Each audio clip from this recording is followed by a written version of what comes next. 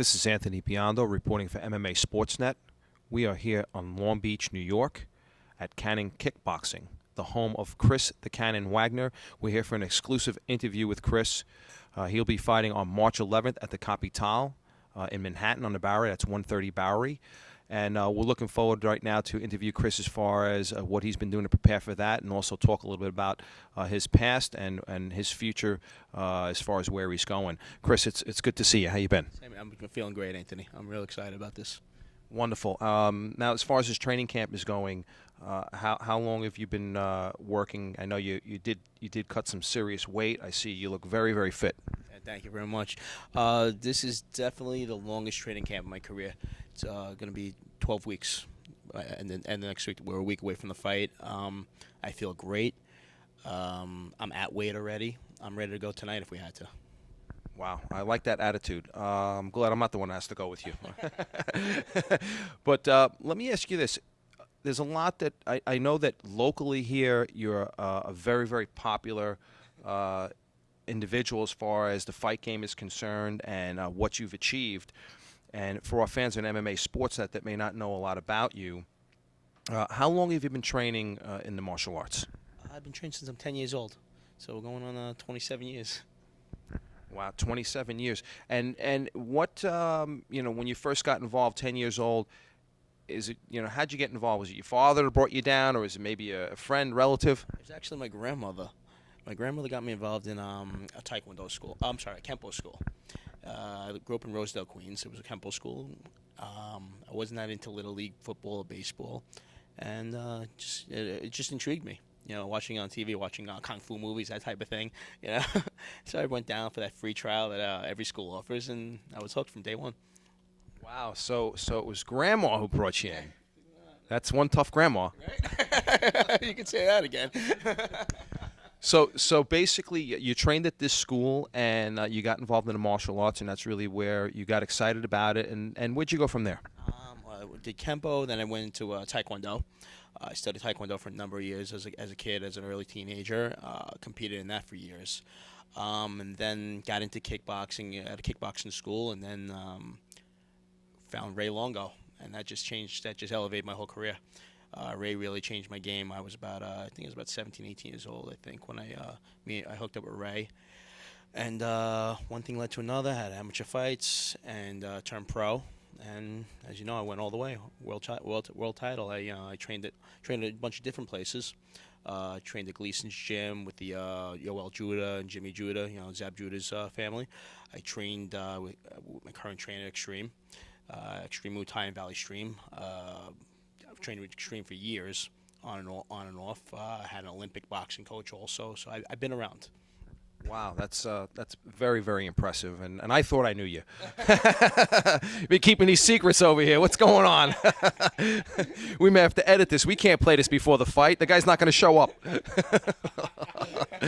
Man, yeah, exactly. We'll have to edit this, okay? Well, what's interesting is that you won your title in American kickboxing, correct? That's correct. And this particular fight is really, it's a traditional Thai boxing, correct? That's correct. It's a Muay Thai fight. And I'm really excited about doing this because, I trained Muay Thai for years while I was fighting American kickboxing. The whole plan was, once I won the world title, was to transition into Muay Thai. And my career got cut short for personal reasons, and now I'm back. All right, that sounds good. And how old are you now? I'm 37. I'll be 30 in 2 months. Wow. I thought you were like 24. I feel like I'm 22. Sometimes I act like 10. Well, I'll tell you what. I do too, and we have the same barbers, so that might have something to do with it. Keep it pretty. Exactly.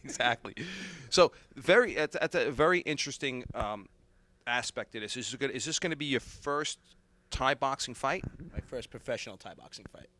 Okay, this will be your first professional. I fought amateur Thai boxing, but this is my first professional match. And as far as the contrast in styles, I know you've been studying the martial arts for a long time and practicing a variety of different things. Has the two different styles, how they compare and contrast? How do you feel about those two styles, and what do you like about one versus the other as far as the positives? Overall, when it's all said and done, I think Muay Thai is superior to every other style, and that goes without saying because of look at MMA. Every MMA fighter, every top MMA fighter, anybody with a brain in their head is going to study Muay Thai for striking.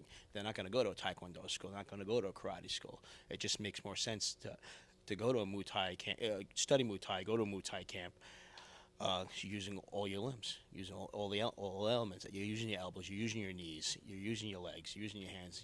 You get what I'm saying? Yeah, I definitely agree with you. I think that as far as mixed martial arts is concerned, you know, Thai boxing offers an arsenal of weapons that you normally don't find necessarily from a Taekwondo situation and so on. As far as, you know, the game itself, do you have any particular preferences as far as, I know some guys like to clinch, as far as the style, or is it, what is it that you feel excites you most about the sport? The same thing that excites me about boxing. Same thing that excites me about kickboxing. It's the same thing that excites me about Muay Thai. I like to bang. I want to get in there and bang. That's all I want to do.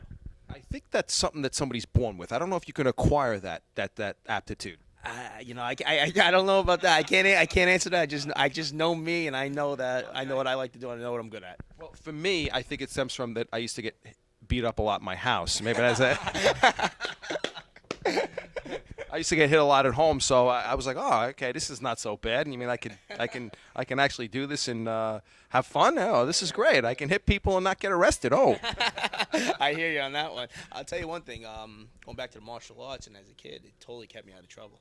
I have friends that, obviously got into trouble. We all have friends like that, but I always kept my nose clean. I never got into any trouble, thank God. Never got into drugs or anything like that. Where I have friends that did, and so be it. Well, as a father, I happen to agree with you, and I think that that's something that's really, really overlooked when it comes to the martial arts, as far as maybe not the traditional styles. Traditional styles, I think they had more of an awareness of that, that it's more of a lifestyle, where some of the mixed martial arts today, they're not really, they're kind of detached from that as far as the philosophy of it. It's a little bit more based on maybe some guys are coming in from wrestling, and it's more of a physical type of thing. But I think that you're very, very right, and I'm wondering, a lot of the things that we don't see in school today, because you can't play dodgeball, nobody's allowed to win. I think that you can. Yeah, fake jump ropes. I mean, I think you can learn a lot of these things outside of the school system and learn some very, very important character traits in the martial arts. I agree with you on that one, 100%. The martial arts is a basis of being kind to others. Even though you're fighting, there's still a mutual respect amongst people. Whereas, like you said, with MMA, not to put it down whatsoever, but you're getting wrestlers, you're getting this, you're getting that. You don't have that traditional philosophy. And I see it as, because I'm a referee, and I referee MMA, and I referee Muay Thai, referee kickboxing. You get a whole different element of athlete from Muay Thai and kickboxing than you do from MMA. Muay Thai, everybody's bowing, everybody's respectful, everybody's peaceful. You go to an MMA match in the back room, everybody's going crazy. There's no respect. You go over to talk to somebody, it's like, who are you? There's no mutual respect there. That's a very interesting insight. You do a lot of refereeing, and I think that's an interesting insight as far as not only what you see from that element, but when you referee. Okay, I think that you're looking now from the outside in, and how is that? Has it helped you any way from your own perspective as far as the combat sports? I would say it calmed me down a lot. I was always comfortable in the ring. I've never been more comfortable anywhere in the world than in the ring. So whether I'm fighting, whether I'm reffing, I'm kind of at peace. That and on my couch at home watching TV. But I'll tell you what, no fight anxiety. That's something you got to write down in the book. If you could teach that to people, forget it. You'll sell a gazillion copies. You're absolutely right about that. Anxiety is a killer. Yeah. But where were they going with that? Well, basically, how has the refereeing helped you as far as your own personal experiences in the combat sports? Like I said, it calmed me down. I'm watching these guys, and I see, I could see a guy all hyped up, and I see another guy in the corner, his opponent just standing there, relaxed, and I'm like, oh, this guy's gonna kill this guy. This is years ago when I first started ref. Yeah. I'm like, oh, this guy's gonna murder him. This relaxed guy's just picking him apart. The guy's all hyped up, gasses out, and boom, it's done.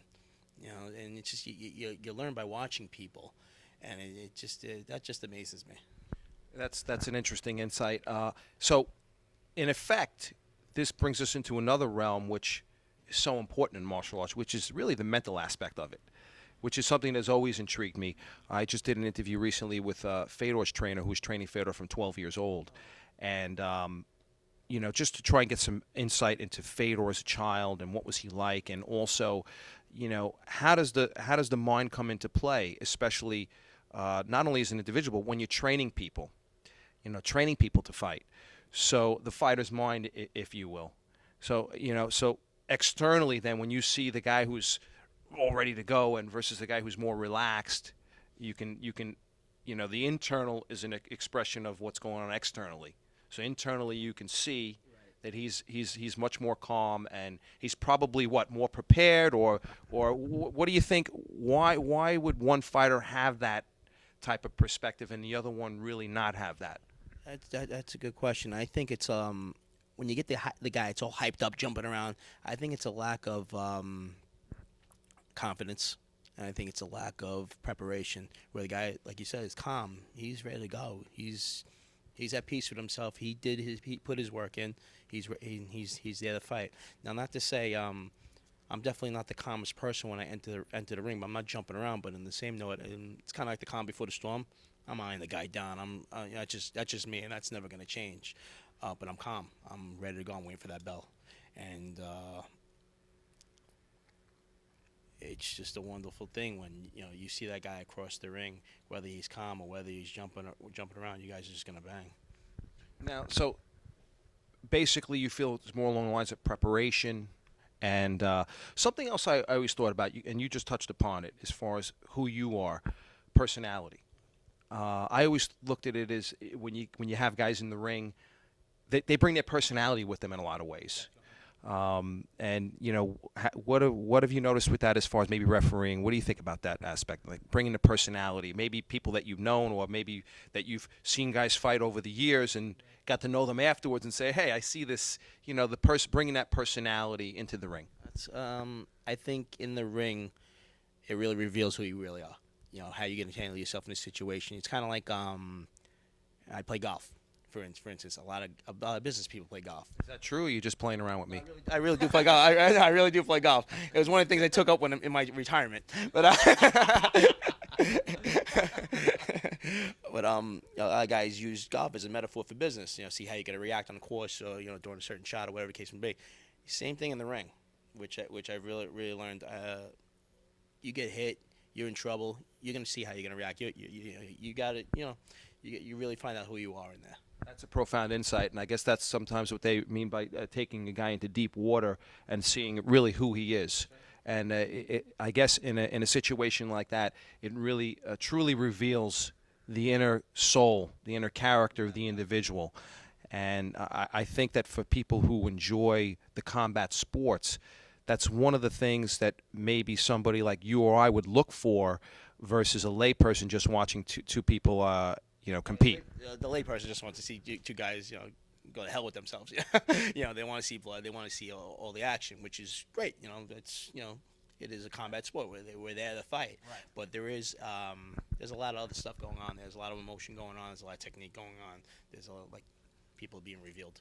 Yeah. So when you're in that competitive environment, let's say you're in the midst of combat and ring, is there a time that because you're in tune to the situation, that you say, okay, I know that my opponent is mine. That's it. I have him. He's given up, or maybe he's collapsed internally. He's just at this point, I know the momentum is shifted and I'm good to go. You ever get that? Yeah, and it usually happens before the fight. I saw an interview years ago with Mike Tyson, and he said he never takes his eyes off his opponent. once he enters the ring before the fight starts, and he says there's a chink in the guy's armor, the guy looks away or something, or just does something where he says, "Oh, I got him." And he said, the guy will go hard for 3-4 rounds, but then I got him. Then he's broken because I already broke him down mentally. Wow, that's a very profound insight. That's I love to think about all aspects of the game, but so in reality, prior to the fight, I was thinking, I've heard different guys who fight say, well, yeah, I can feel almost my opponent give way or whatever, but that's almost like, to me, a street fighting aspect of it, because in the street, you tend to. I always say it in the street, hey, the outcome is predetermined before the first blow is struck. So because of the dynamics and the energy that's going on, which is it's a different environment out there, let's say, if you have to defend yourself in the street. So in a way, though, it applies the same way, because this is prior to anything happening, and you're assessing your opponent, and you're really looking for that, I guess, as Kennedy said, he blinked. So once he looks away and he blinks, you know that there's something really not 100% committed there. You get that feeling, and I've been in the ring where I wouldn't look at my opponent. Like, we get in the middle of the ring, I'm looking at his chest, I'm looking at the ground. This guy thinks I'm like, oh, he's got me. Surprise. It's a mental game. It's all a mental game. Right. So, as far as the mental and the physical aspect of it, because I know we talked about both of them. What precludes the other? I mean, is it possible to have somebody who is, let's say, if you have two guys come in your door and they both want to learn how to compete, they want to get in the ring and fight, both of them, same height, same weight, same age, what do you prefer? Do you prefer the mental, the guy who maybe has more of the mental attributes, or would you rather have the physical attributes and develop the mental attributes? I mean, which way do you prefer to develop? Is it better to have a guy who's got the mental and develop the physical, or he's got the physical, so now to develop the mental? In my opinion, you can't teach the mental. I think you're born with it. I'd rather get the guy with the mental and teach him the physical. Physical, I can teach anybody to kick and punch. You can't teach anybody. You can't teach everybody to have, excuse my language, balls, heart. You know what I mean? That's a very interesting insight. One of the things I like about interviewing and sitting down with professionals and experts in the field is it's truly an interview for me, because I'm learning about the individual that I'm interviewing, and also gaining some professional insight as far as how they view what they're so expert at, which you can only get from years and years and years of experience and practice, and actually putting that that talent to use in the ring. Well, I'm looking forward to seeing the fight on March 11th. As far as your opponents are concerned, do you? I know some guys they want to do research. They look at this, they look at that, and for them it may work, and I can understand that. You want to know your enemy, and some other people take the different perspective. Look, it's me. I'm prepared. I got all the tools, and I'm going to be there that day to perform. Where do you fit as far as those two categories? That's a good question, especially in the situation. I mean, now my opponent's been changed 3 times already. So as of right now, I know they have somebody. I don't even know who he is. I don't care to know who he is. I mean, when I retired in 2002, 2003. YouTube wasn't even around yet then, so I couldn't even look up guys. So I don't care. Doesn't faze me one bit. I think also that's an indication of maybe the old school versus the new school. Yeah. Okay? And the old school attitude is, I'm here, I'm showing up. Whoever you put in front of me, that's the guy who's going to reap the benefit of all my experience. So today, I think that it's, like you said, mental toughness. I think this technology kind of impedes that a little bit, because even today when I match guys up and I have guys fight, well, who am I fighting and what school is he from, and let me look, it doesn't matter. It doesn't really matter. As long as you're the best you can be on that day, what does it really matter? You're absolutely right, especially in the amateurs, because you never know who you're fighting in the amateurs. You got a guy that's 3-0, another guy that's a 1-0. What, are you going to study one fight on YouTube? That doesn't prove what the guy is. That doesn't prove what he's been doing. It's just go in there and fight. Go in there, do, like you said, do the best you can. Do the best you can. Be prepared, and that's it. Don't worry about what camp he's from, who's he's trained with, this, that, and the other thing. Forget about all that. Throw it out the window. I've been at fights where I'm officiating, and the thing, the fighters get switched all the time in the back in the back room, where the lay person doesn't know that fights get switched all the time. It's just routine business. These new guys come in and they don't know that. They're like, oh my God, they switched my guy. You didn't know the guy before before we told you his name. It doesn't matter. It's Joe Schmo. It doesn't make a difference. You're the same weight you're fighting, and that's it. Right. It's about having that mental toughness. Right. And it was interesting. They asked Mayweather that too, and he says, listen. I come there. Doesn't matter. I do what I do, and I come there and I fight. Even at that level, you would think that, maybe he's doing a little research or whatever. I mean, he may be an exception at that level. Maybe most trainers are probably doing a little research, but for him, maybe he's, got that same old school amateur attitude of, hey, I don't care who it is. Well, I would say definitely Mayweather would have that old school mentality, but I bet you any amount of money for the $50 million he's making that fight, he's got a team of people who start research.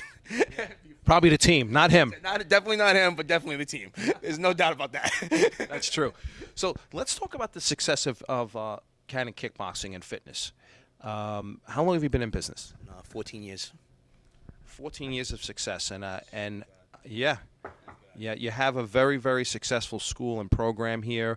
I only hear great things about it. A lot of people coming through the doors, and it's a program that is well known for results, not only as far as learning the art professionally, but also for getting in shape and conditioning, right? Oh, absolutely. I mean, our basis is cardio kickboxing. Our clientele is about 90% women. And we have our fight team, our guys that are strictly for, Muay Thai and international kickboxing. Program's going strong. Very happy with the way things are going. We have a strong membership, and God willing, we go another 20 years. That would be wonderful. So a lot of the women come in, and you have a large female clientele. And as far as the women are concerned, what normally are they most concerned about? Is it just, losing some weight, or, getting in shape in general? Definitely getting in shape, staying tight. They want to, it's funny. I always say this. The 40-year-old women in my morning class are in better shape than the 20-year-old women in my night class. That's a fact. Wow. If I got up early, I'd come to see them, but I'm not a morning guy. Gotta get here around 8 o'clock. A little too early for me. I'm a late night guy. Well, I'll tell you, it's wonderful to see that you have success professionally. Chris has been very successful professionally as well as business-wise. And a couple of last questions. Cannon is your nickname. Chris the Cannon Wagner. Where did that come from? Who gave you that name? Is this something you picked? No, it's funny. I was fighting. It was for an amateur title. I think it was a New York State title, USA title. I don't remember, but it was being broadcast on MSG Network, Madison Square Garden Network. And I came out of the corner. I threw what is now known as the Superman punch. I think I made it up, but that's a whole nother story. I came out, dropped the guy, and the announcer says, "Oh my God, he shot out of the corner like a cannon." Boom, stuck. Oh, wow. That's interesting. So we won't get into the Superman punch. We're going to have to save that for later. I thought I made that up. I should have trademarked it. You should. It definitely wasn't me, okay? And I'm not going to argue with it about it, that's for sure. So, I just wanted to thank Chris for the interview. And, an important insight, I think, as far as the martial arts and all the things that we spoke about, I try to, when I do an interview, look at something that strikes me as something very interesting, and maybe we can convey that, and you could take that little piece of truth with you in your life. And I think one of the most interesting things that I've learned today, that you never know what one person can have an effect on in your life. If his grandmother didn't take him down there that day and bring him there and show the interest and love and caring for the grandson, who knows? Chris's life may have taken a different path, and who knows where it may have led. So the point being is that you never know with the people that are around you that love you and care for you and the things that you're doing, where they're going to lead. But as long as they're positive, that's all we can ask for. Absolutely. You're absolutely right. Well said, Anthony. Thanks, Chris. Pleasure. Good luck. Thank you. Thank you very much. Appreciate it. And this is Anthony Biano, MMA Sportsnet. And hope you enjoyed the interview, and we'll see you next time. Rock!